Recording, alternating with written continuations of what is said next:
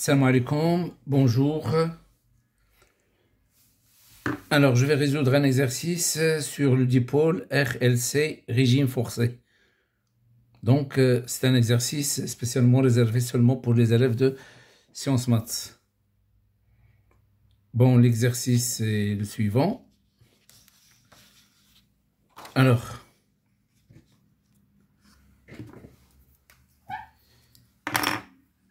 un dipôle AB constitué d'un conducteur ohmique de résistance grand R, 69 ohms, d'une bobine d'inductance grand L, 0,8 H, de résistance petit r, d'un condensateur de capacité C, un générateur de tension sinusoïdale de fréquence N, 50 Hz. Alors, alimente le circuit avec une tension U1 de T qui est égale à U1M cos oméga T et une intensité du courant I de T est égale à IM cos oméga T plus phi. Les tensions sinusoïdales U1 et U2 sont observées sur l'écran d'un oscillographe bicourbe.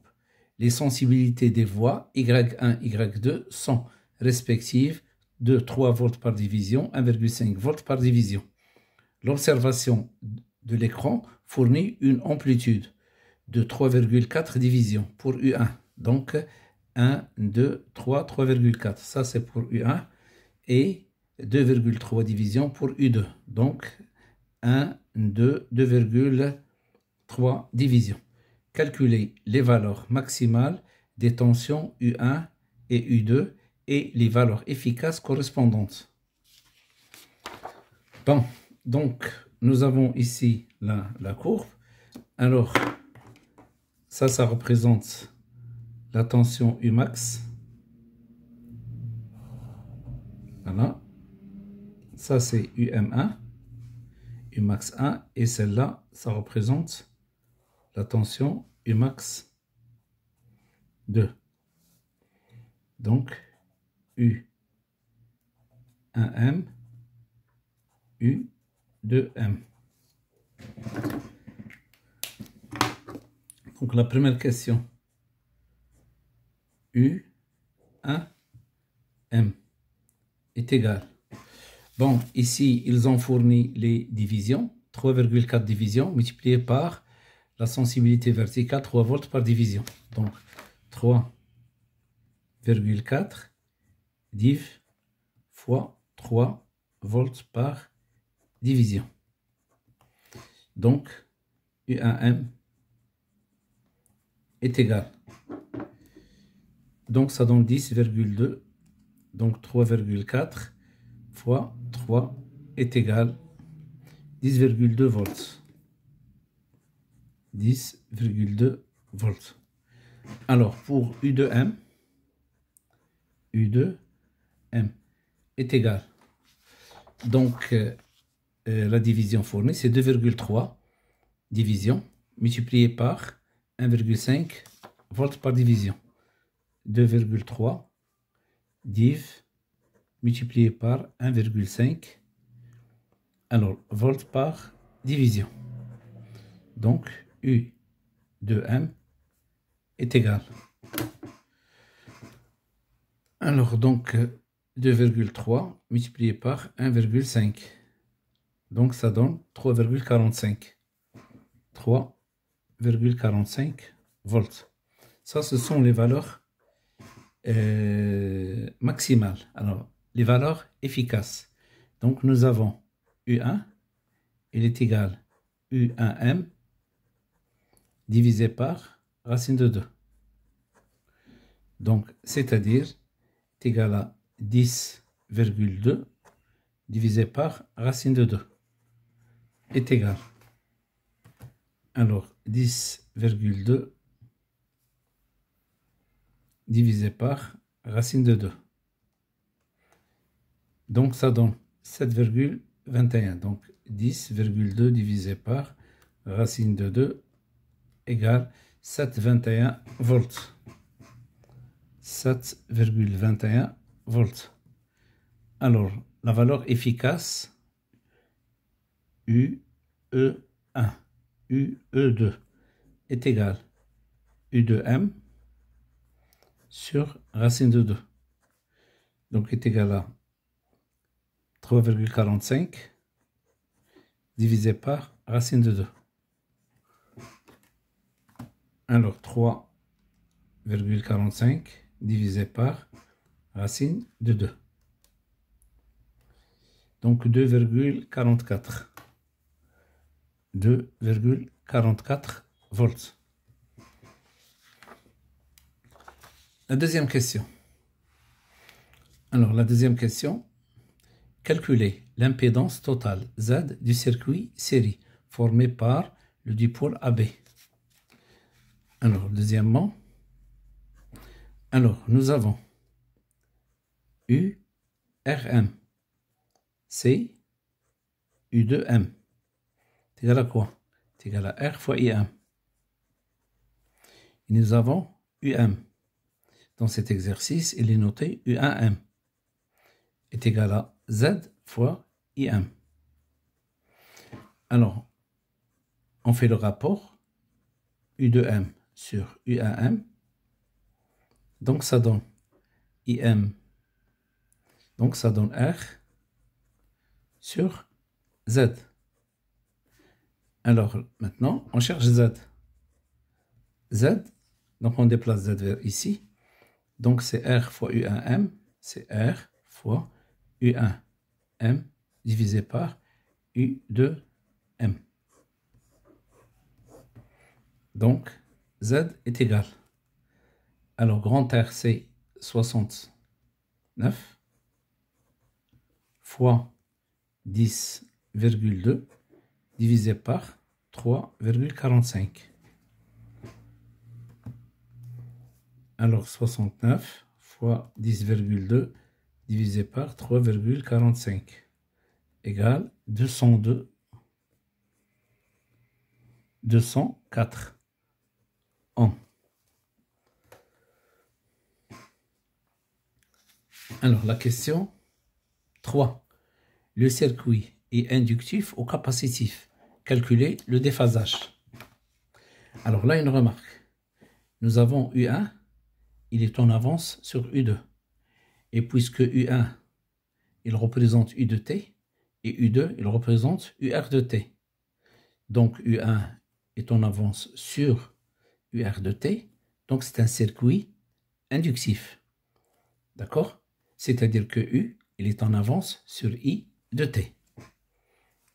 Alors donc, nous avons, troisièmement, d'après la courbe,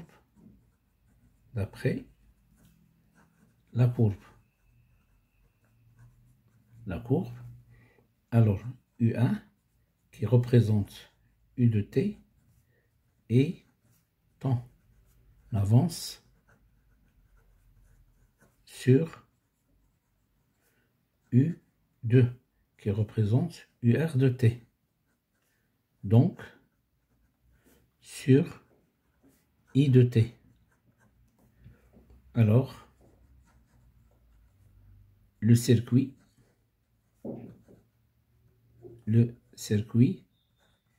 est inductif. Alors, puisqu'il est inductif, nous avons L oméga est supérieur à 1 sur C oméga et nous avons phi U est supérieur à phi I. Alors, ils nous ont demandé de calculer phi. Alors, nous avons la valeur absolue de phi.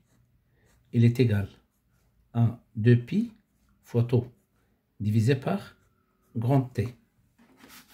Alors, maintenant, donc nous avons les courbes. D'accord? Voilà. Donc, ici, je vais travailler avec ces deux-là. Alors, le taux. Taux, c'est entre les deux sommets. Voilà. Ça, c'est taux. Ou bien, je peux représenter taux ici. Donc, ici, taux, il est représenté par, voilà, une division. Maintenant, nous avons 1, 2, 3, 4, 5, 6. Alors, grand T est représenté par 6 divisions. Donc, nous avons taux est représenté par une division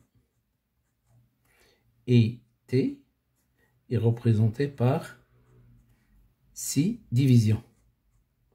Donc, automatiquement, on dit que T est égal 6 taux. Donc, on peut la remplacer ici. La valeur absolue de phi est égale 2pi fois taux divisé par 6 taux. On simplifie taux. Voilà. Donc, ça donne pi sur 3 radians. Alors, maintenant, nous avons, alors, I de T est égal Im cos de pi oméga t directement, ou bien de pi sur t oméga.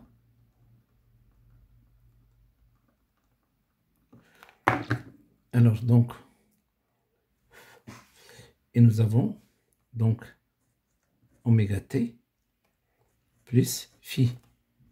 Donc automatiquement, nous avons fait I est égal à phi. Et nous avons U de t est égal U1M cos oméga t. Donc nous avons fait U est égal à 0.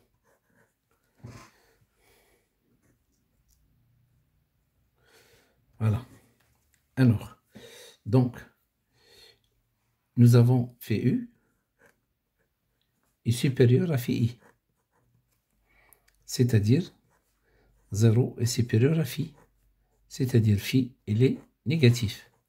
Donc, phi est égal moins pi sur 3 radians.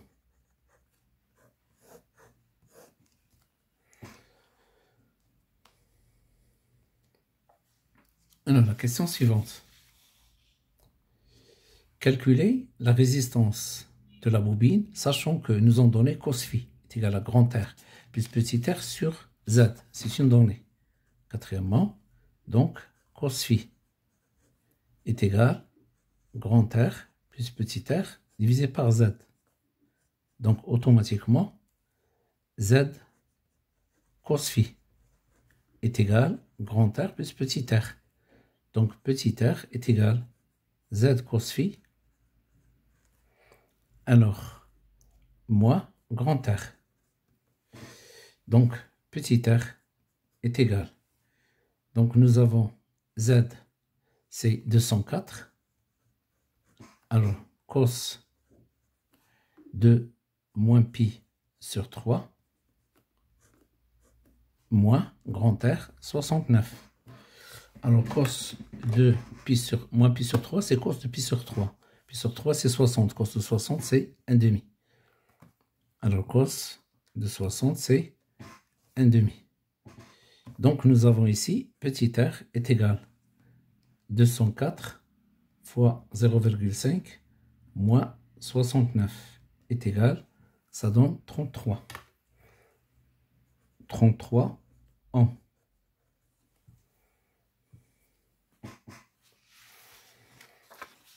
Alors, sixièmement, ou bien cinquièmement, calculer C, la capacité du condensateur, sachant que, alors, grand R plus petit r tangente phi est égal à 1 sur C oméga moins L en oméga. Donc, cinquièmement, nous avons grand R plus petit r fois tangente phi est égal 1 sur C oméga moins L oméga. Donc, on cherche le C. On va déplacer L oméga à gauche. Donc, grand R plus petit r, tangente phi. Alors, plus L oméga est égal 1 sur C oméga.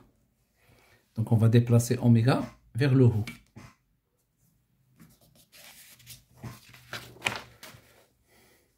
Donc, ça devient,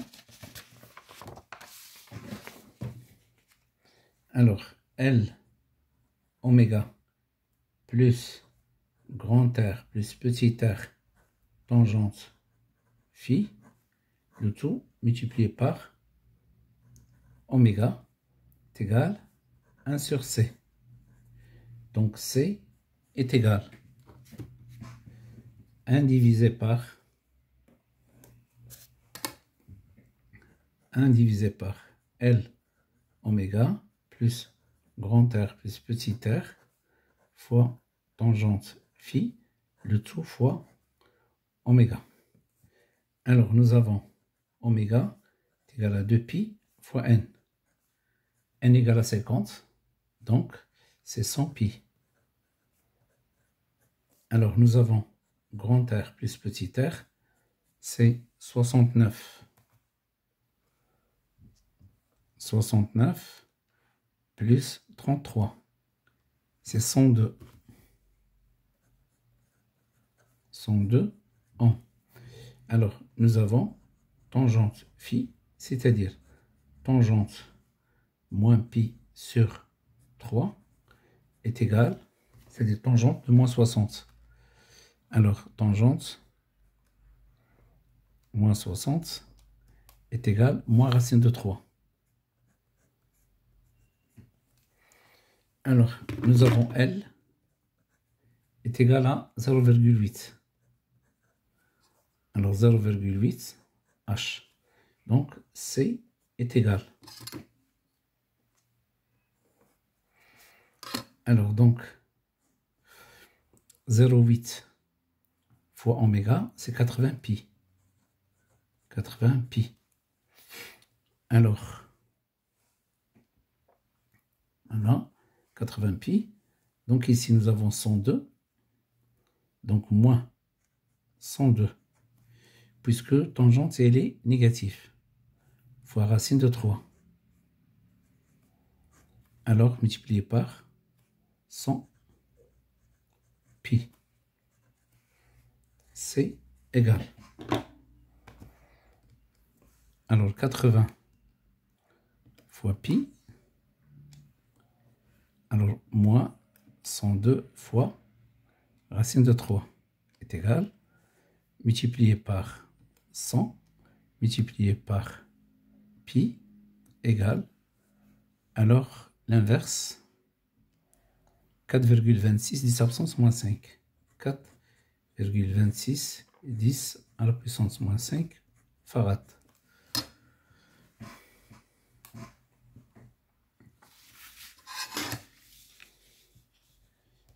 Alors, on change la fréquence n. On constate que le dipôle AB se comporte comme un conducteur ohmique de résistance R0 lorsque n est égal à N0.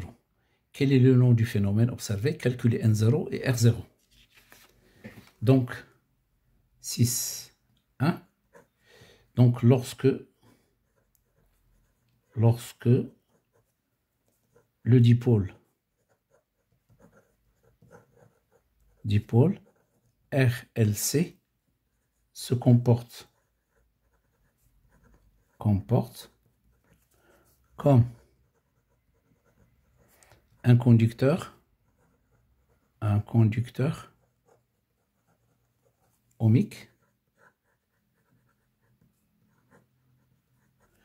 on dit qu'il se trouve à la résonance. Il se trouve à la résonance.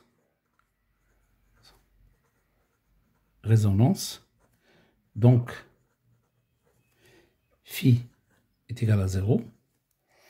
Alors, LC oméga 0 carré est égal à 1. Et Z est égal, Z0 est égal à grand R plus petit r. C'est, on l'appelle R0.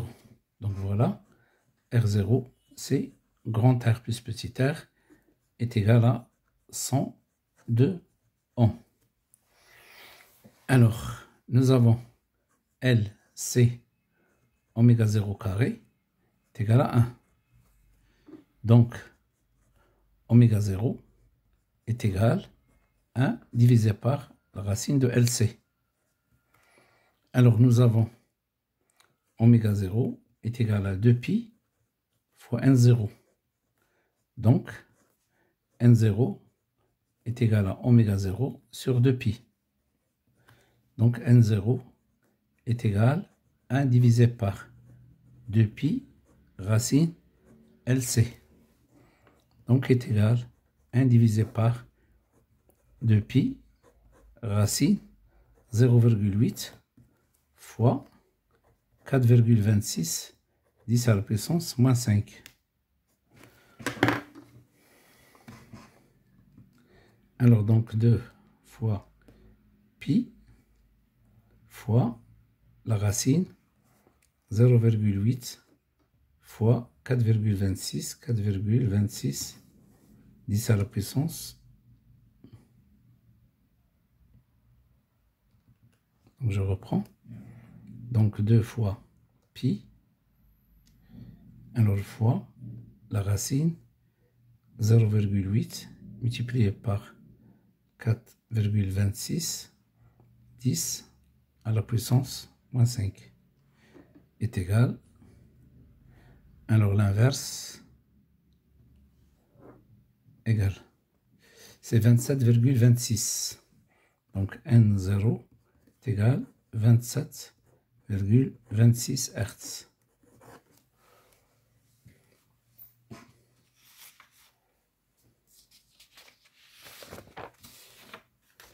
Maintenant, la question suivante. Alors, quel est le nom du phénomène observé, calculé, d'accord? Donc 6.1, 6.2. Calculer la puissance moyenne à la bande passante.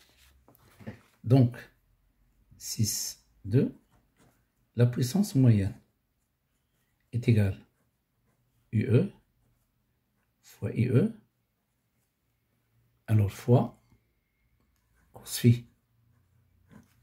Il est égal aussi à grand R plus petit r fois IE au carré. À la bande passante. À la bande passante.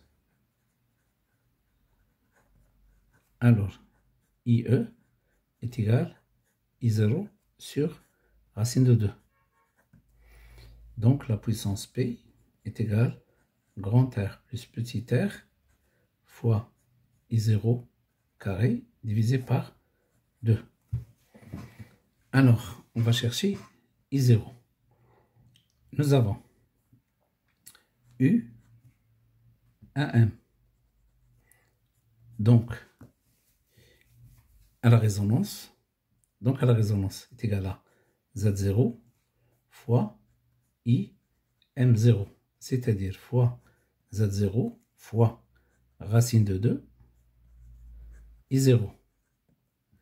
Donc, U1M est égal grand R plus petit r racine de 2 fois I0. Donc, I0, c'est U1M divisé par grand R plus petit r fois racine de 2. Alors, on va la remplacer ici. Donc, P est égal grand R plus petit r divisé par 2 fois U1M carré sur grand R plus petit r carré fois 2. Alors, 2 fois 2, c'est 4. R grand plus petit, on va le simplifier. Donc, ça donne U1M carré divisé par 4, facteur de grand R plus petit r.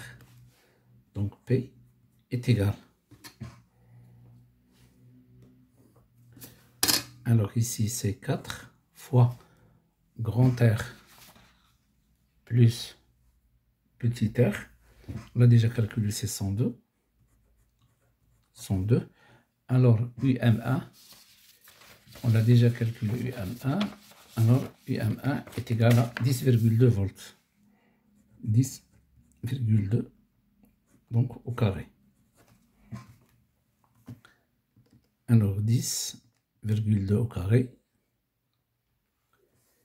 Donc, divisé par 4, divisé par 102 est égal à 0,255.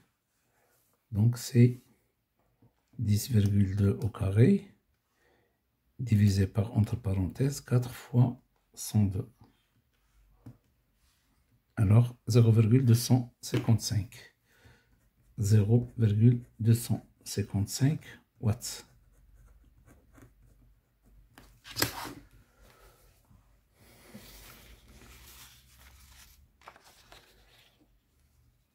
Alors, 6,3.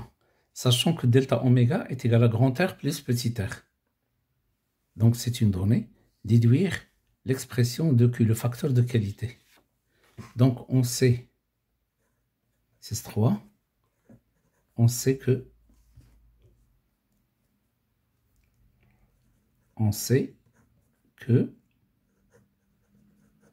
deux points, le facteur de qualité Q est égal à N0 sur delta N est égal à oméga 0 sur delta oméga. On va remplacer delta oméga par la relation qui a été fournie, grand R plus petit r sur L. Donc, qu'est-ce qu'on obtient?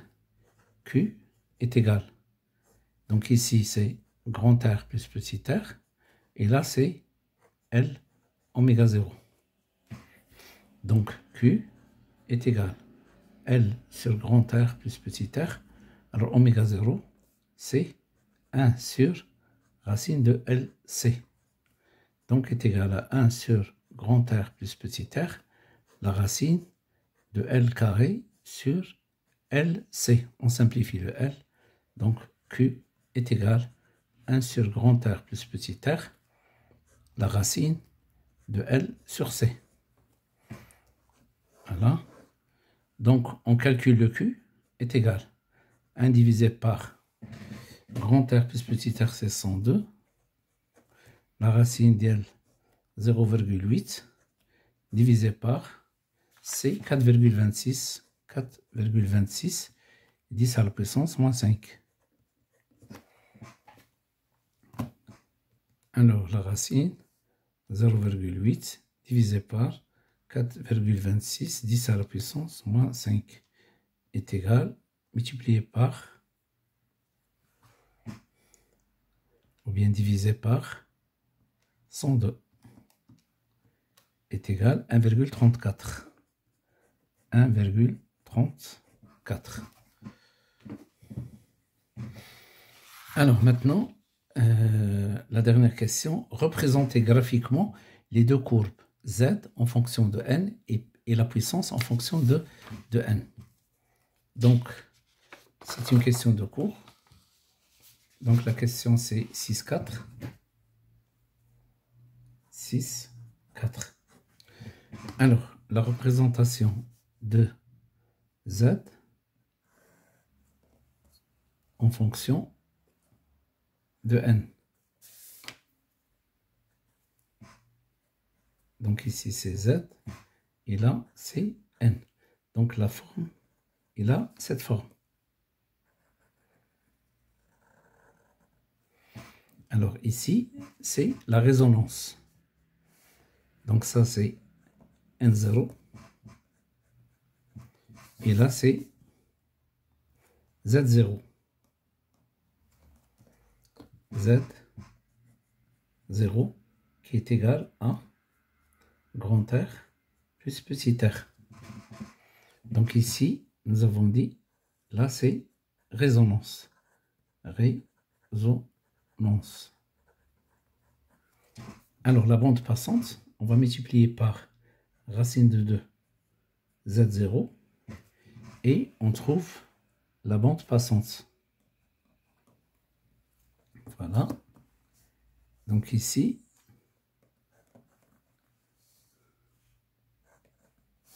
là c'est N1, ça c'est N2, et celle-là c'est delta N. Delta N. Alors maintenant, concernant l'autre courbe, la puissance en fonction de N.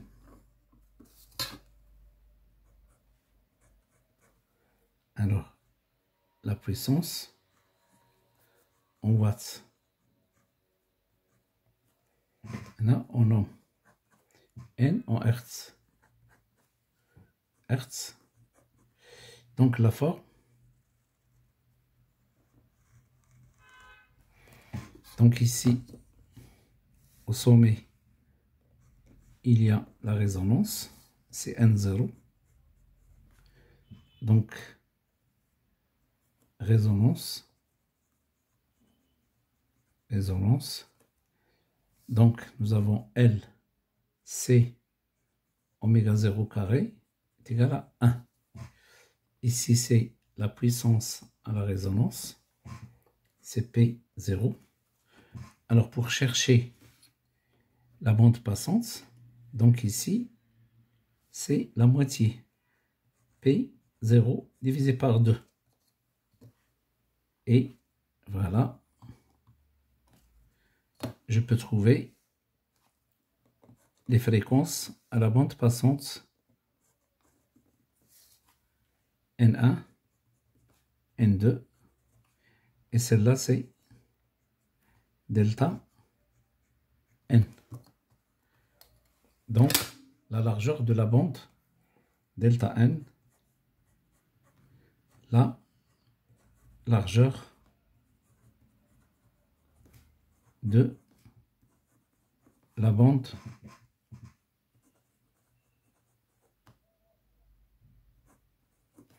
passante. Donc, c'est la fin de cet exercice. À la prochaine, Inch'Allah.